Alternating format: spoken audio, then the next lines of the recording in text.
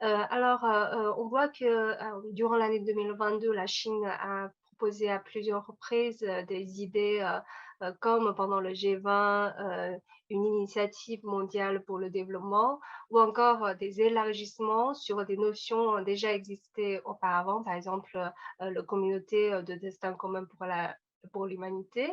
On a des élargissements, sur, la cyberspace et sur, le domaine de la santé, sur, aussi des relations, sino-africaines, par exemple.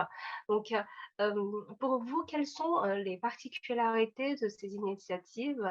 Est-ce qu'il y a hem, des choses en commun, là-dedans? Les États ont des intérêts et quand les intérêts convergent, ça va dans le bon sens. Quand les intérêts divergent, ça va dans un sens différent. Donc, il y a les intentions et les phases pragmatiques d'application de ces intentions. Ce n'est pas du tout la même chose. Je pense que je suis venu en Chine parce que j'y crois. Donc, je pense qu'il est possible de construire différents types de relations avec les nations du monde parce que la Chine n'a pas de passé colonial. Donc, j'ai été en France, aux États-Unis, et puis à nouveau en France, et constaté dans ma propre expérience que le passé colonial pèse énormément dans les rapports entre Euro-Américains et les Africains.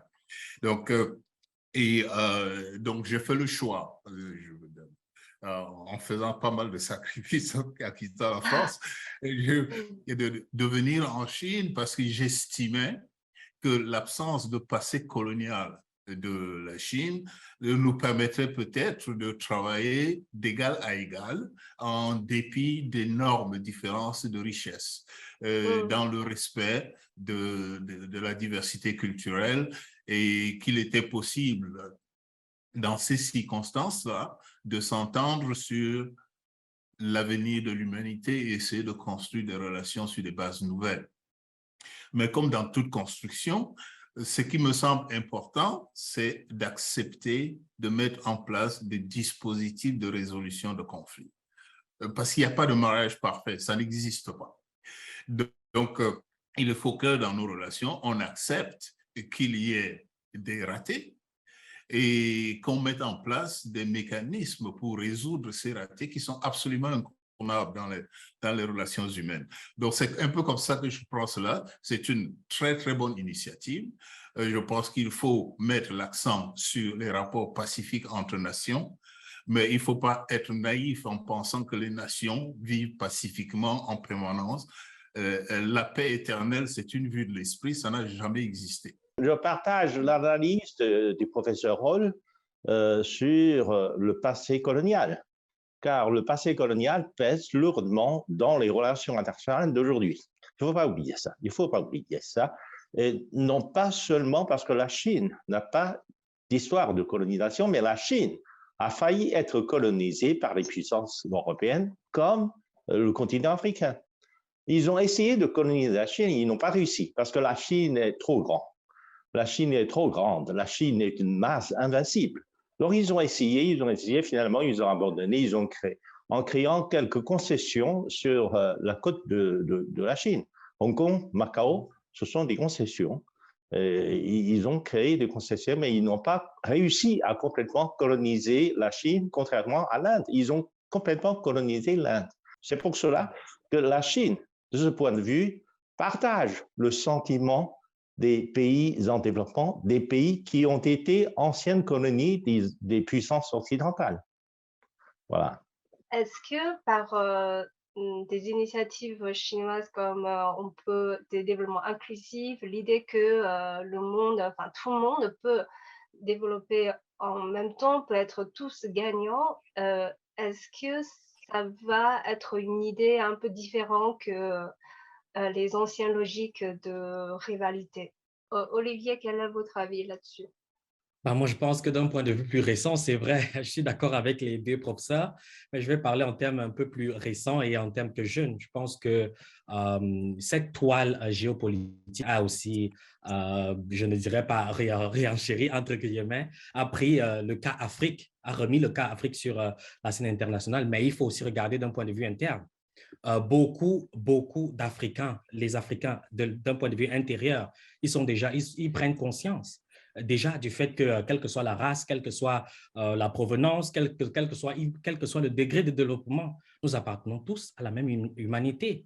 Et aussi, mais cette affirmation, si tout le monde, on sait qu'on appartient à la même humanité, mais cette affirmation implique aussi qu'on partage les risques et on partage aussi les avantages. Et c'est cela que nous avons pu avoir l'opportunité de constater avec des COVID, avec la crise russo-ukrainienne, avec le COP27 qui a eu lieu récemment en Égypte, où on a vu comment les changements climatiques ont créé beaucoup de problèmes. C'est-à-dire les Africains, maintenant, ils pensent mieux à consolider leurs efforts. Ça veut dire que nous avons une communauté, nous avons un destin commun. Ça veut dire que ce futur, nous pouvons avoir un futur meilleur. On dit « The Africa we want », ensemble, main dans la main. Donc, je me dis, et maintenant, le point clé, c'est maintenant avec cette pléthore d'initiatives géopolitiques, il faut savoir où est la position de l'Afrique. J'aime souvent dire portfolio mentality, ça veut dire il faut penser en termes de besoins, de quoi ai-je besoin, et c'est en fonction de ça que je signe des partenariats et que je communique avec l'extérieur. Donc, c'est à peu près maintenant la manière de penser des Africains. Et bien entendu, pour répondre directement à votre question, je vous dirais que le développement d'un pays au détriment de l'autre, ça, c'est les pensées, c'est avant.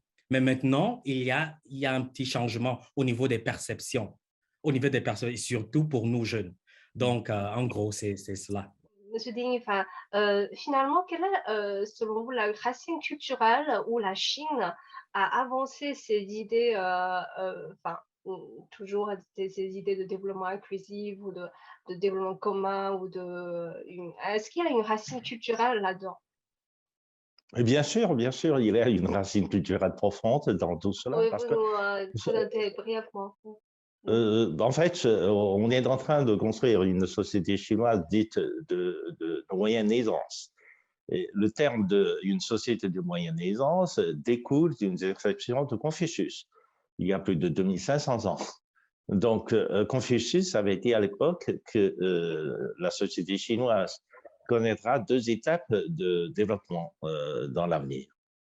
Première étape serait une société de moyenne aisance. Une société de moyenne aisance, eh bien, les besoins matériaux ont été satisfaits automatiquement, les gens vont vivre en harmonie, etc.